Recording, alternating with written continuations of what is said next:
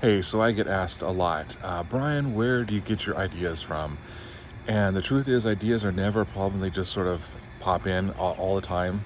And a lot of writers will talk about that. And I would say to other writers, if you are struggling to come up with ideas, start expanding your consumption of media. In other words, start looking at what, let's say, for example, medical journals are saying these days, or what's happening in the science world, what's happening in the animal world. There's Facebook groups for that, and there's news articles, millions of sources. I mean, we've got the most powerful computers in the world in our hands.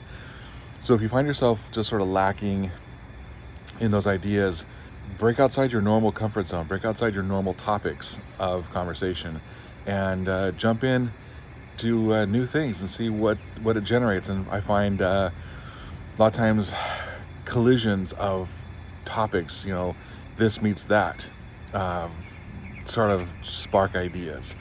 And there's great resources online for idea generation.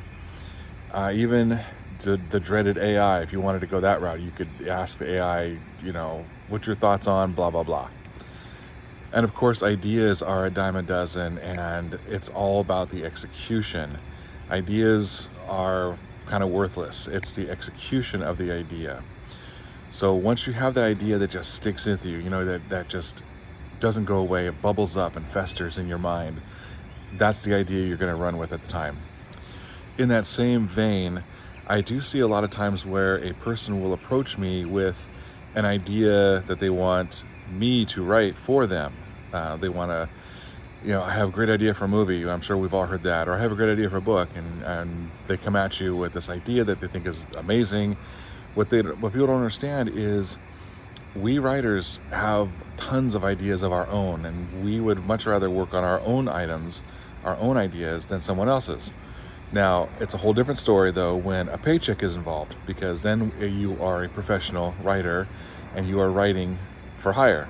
Someone is paying you to write. So two pieces of advice if you are the person with the idea but not necessarily the skills. One, approach a writer to partner with you or ghostwrite it for you. Prepare to pay them what they're worth. Or two, learn the craft yourself. Learn how to be a screenwriter. Learn how to be a novelist. The satisfaction you'll get from doing it yourself is immeasurable. So those are my two pieces of advice for that. Another aspect of ideas is people fear their idea being stolen. Trust me, there are really no new ideas out there, and the idea you have has probably been done before. The difference is the way you're going to do it. So don't worry about someone stealing your idea. If someone, you tell somebody what it is your plan is, and let's say they do steal it and make their own, it's not going to be your voice. It's not going to be your idea. It'll be twisted and different. So don't sweat the idea stealing. It doesn't really happen. However, once you execute that idea, then it's time to copyright it. Then it's time to register it with the Writers Guild, all the protections, because why risk it? So once the idea is executed, that's when it holds value. That's when you want protection.